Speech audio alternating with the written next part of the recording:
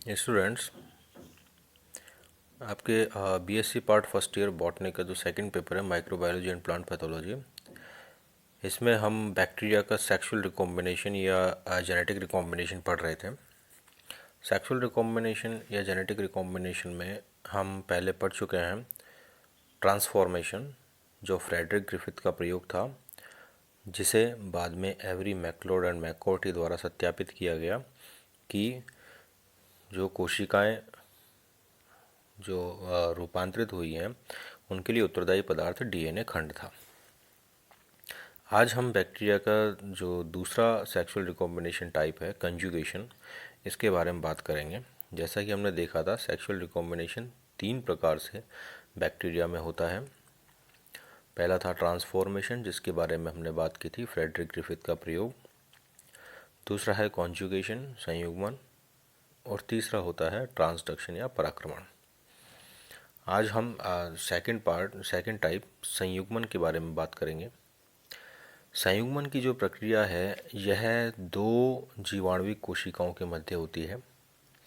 मान लीजिए ये 2 जीवाणुविक कोशिकाएं हैं, इनके मध्य संयुग्मन की प्रक्रिया होती है, जिसमें एक कोशिका से आनुवंशिक पदार्थ दूसरी कोशिका में प्रवेश कर जाता है और यह प्रवेश जो है एक संयुग्मन नलिका के द्वारा होता है।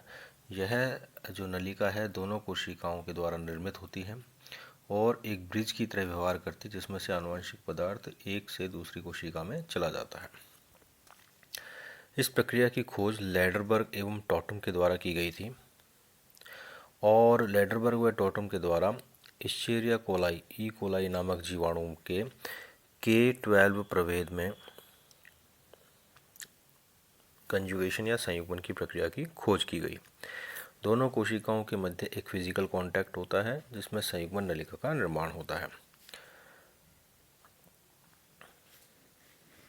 इसमें हम देखते हैं, देखिए जैसे मान लीजिए एक ये जीवाणुविक कोशिका है, एक ये है। 2 जीवाणुविक कोशिकाओं के मध्य संयुग्मन की प्रक्रिया कैसे होती है ये हम देखते हैं। जीवाणु में स्वयं का खुद का जीनोम होता है, आनुवंशिक पदार्थ, बैक्टीरियल जीनोम। इसके अलावा कुछ जीवाणुविक कोशिकाओं में एक ट्रांसमिसिबल प्लाज्मिड पाया जाता है, एक आनुवंशिक पदार्थ एक्स्ट्रा, जिसको हम extra chromosomal trans genetic material बोलते हैं। यह प्लाज्मिड या फर्टिलिटी फैक्टर जो है पाया जाता है, जबकि कुछ कोशिकाओं में यह फर्टिलिटी फैक्टर या प्लाज्मिड फैक्टर नहीं पाया जाता। तो ऐसी स्थिति में ये दोनों कोशिकाएं जब एक दूसरे के पास आती हैं तो इन दोनों कोशिकाओं के मध्य एक ट्यूब का निर्माण होता है, जिसे हम संयुग्मन नलिका कहते हैं। जीवाणुविक कोशिका जिसके अंदर फर्टिलिटी फैक्टर या प्लाज्मिड जो है वह उपस्थित है, वह F पॉजिटिव सेल कहलाएगी, जिसे हम डोनर सेल भी कहते हैं, दाता कोशिका। जबकि दूसरी कोशिका जिसमें सिर्फ बैक्टीरियल जीनोम है, प्लाज्मिड उपस्थित नहीं है, यह कोशिका F नेगेटिव सेल कहलाएगी। इसे हम ग्राही कोशिका भी कहते हैं। तो F पॉजिटिव सेल जिसमें फर्टिलिटी फैक्टर उपस्थित है, जिसमें अनुपस्थित है वह F नेगेटिव सेल। दोनों कोशिकाएं के बीच में एक ब्रिज नुमा संयुग्मन नलिका बनेगी। इसी के साथ साथ जो फर्टिलिटी फैक्टर है, यह फर्टिलिटी फैक्टर अपनी संख्या में वृद्धि करता है रेप्लिकेशन प्रक्रिया के द्वारा। हम जानते हैं कि डीएनए पुनरावृत्ति या डीएनए रेप्लिकेशन के द्वारा वह अपनी कॉपी बनाता है। तो यहाँ पर जो फर्टिलिटी फैक्टर या प्लाज्मिड है, यह रैखिक होकर अपना रेप्लिकेशन करेगा और 1 से 2 कॉपी बन जाएंगी। रेप्लिकेशन होने के पश्चात एक कॉपी तो इसकी डीएनए की खुद दाता कोशिका में ही रहेगी और दूसरी जो कॉपी है वह F नेगेटिव कोशिका में संयुग्मन नलिका के द्वारा माइग्रेट कर जाएगी, यानी कि चली जाएगी। आप देख रहे हैं यहाँ पर डीएनए जो है या F फैक्टर जो है वह माइग्रेट कर रहा है किसमें, F नेगेटिव सेल में। अब आप देख रहे हैं कि ये जो F फैक्टर है स्वयं की कोशिका में भी उपस्थित है और दूसरी कोशिका में भी चला गया। दूसरी कोशिका में कहाँ से आया, रेप्लिकेट होकर, यानी कि अपनी स्वयं की प्रतिकृति निर्मित कर वह दूसरी कोशिका में चला गया संयुग्मन नलिका के सहारे। इस प्रकार बनने वाली दोनों जो कोशिकाएं हैं, जब इनमें संयुग्मन हो चुका होता है, संयुग्मन नलिका विलुप्त हो जाती है और दोनों कोशिकाएं एक दूसरे से पृथक हो जाती हैं। यहाँ पर आप देख रहे हैं कि अब दोनों ही कोशिकाओं में एफ फैक्टर या फर्टिलिटी फैक्टर या प्लाज्मिड जो है वो उपस्थित है, जबकि पहले क्या था, एफ नेगेटिव में प्लाज्मिड फैक्टर उपस्थित नहीं था। तो अब दोनों ही कोशिकाएं एफ पॉजिटिव हो गई हैं, तो एफ नेगेटिव जो कोशिका है वह अब एफ पॉजिटिव हो चुकी है, यानी कि उसमें फर्टिलिटी फैक्टर आ चुका है। तो एफ पॉजिटिव और एफ नेगेटिव कोशिका के मध्य संयुग्मन होने पर प्राप्त होने वाली दोनों कोशिकाएं एफ पॉजिटिव हो जाती हैं। तो यह संयुग्मन की जो है एक सामान्य प्रक्रिया है। एफ फैक्टर के बारे में ही हम आगे थोड़ी बात करते हैं कि इसकी एक दूसरी कंडीशन भी होती है।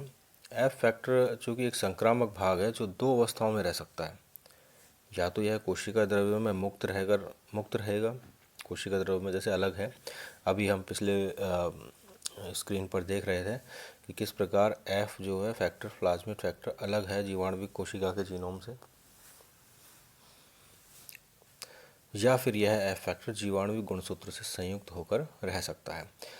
दूसरी कंडीशन जो है, पहली कंडीशन हम देख चुके हैं, दूसरी कंडीशन में यह है जब यह जीवाणु गुणसूत्र से संयुक्त हो जाता है, जीवाणुविक गुणसूत्र से संयुक्त रहता है, तब दाता कोशिका जो है वह HFR कहलाती है।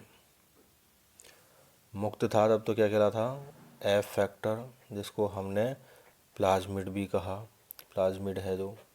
यदि संयुक्त है तो यह एपिसोम कहलाता है और ऐसी कोशिका HFR कहलाती है। HFR का मतलब क्या है, यह जो दाता या नर कोशिका है एफ पॉजिटिव उच्च जनन क्षमता दर दाता या नर कोशिका कहलाती है, हाई फ्रिक्वेंसी रेट मेल या हाई फ्रिक्वेंसी रेट डोनर कहलाती है। यहाँ पर आप देख रहे हैं कि एक जीवाणुविक कोशिका है जिसमें एफ फैक्टर उपस्थित है, लेकिन वह एफ फैक्टर पृथक से रूप में या कोशिका द्रव्य में मुक्त रूप में उपस्थित न रहकर, इस जैसे ये जीवाणुविक गुणसूत्र है, जीवाणुविक जो आनुवंशिक पदार्थ है, इसके चारों ओर, इसके अंदर जो है ऐसे एफ फैक्टर उपस्थित है। इस प्रकार से यह एफ फैक्टर यहाँ पर उपस्थित है, तो यह कोशिका कहलाएगी HFR। दूसरी कोशिका जिसमें एफ फैक्टर उपस्थित नहीं है,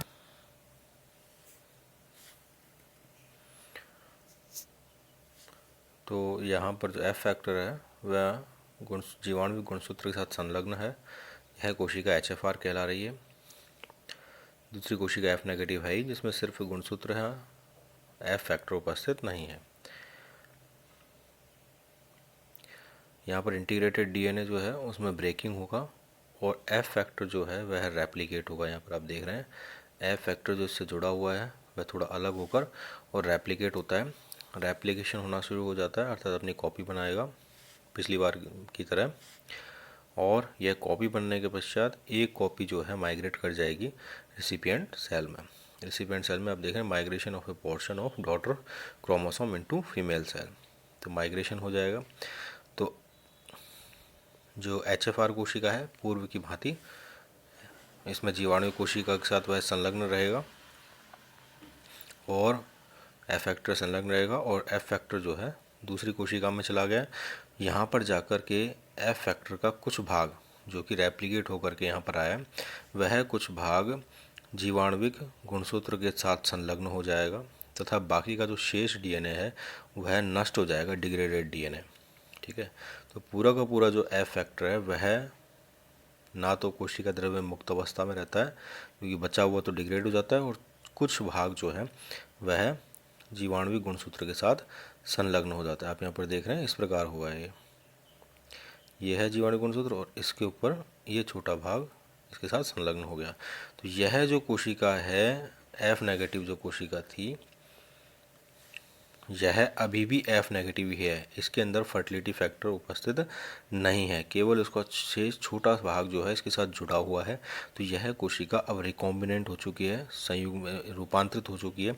इस रूपांतरित कोशिका में यह कोशिका एफ नेगेटिव रूपांतरित तो हो चुकी है, परंतु इसमें एफ फैक्टर उपस्थित नहीं है। तो HFR के साथ संयुग्मन होने पर F नेगेटिव कोशिका F नेगेटिव ही रहती है। जबकि हमने देखा पिछली बार कि F पॉजिटिव और F नेगेटिव में यदि संयुग्मन होता है तो प्राप्त होने वाली दोनों कोशिकाएं F पॉजिटिव होती हैं। जबकि इस कंडीशन में जबकि HFR से संयुग्मन हो रहा है तो ऐसी स्थिति में F नेगेटिव कोशिका F नेगेटिव ही रहेगी, परंतु वह रिकॉम्बिनेंट ज़रूर हो जाती है, रूपांतरित हो जाती है। तो यह जो है संयुग्मन प्रक्रिया है। आगे हम ट्रांसडक्शन के बारे में पढ़ेंगे।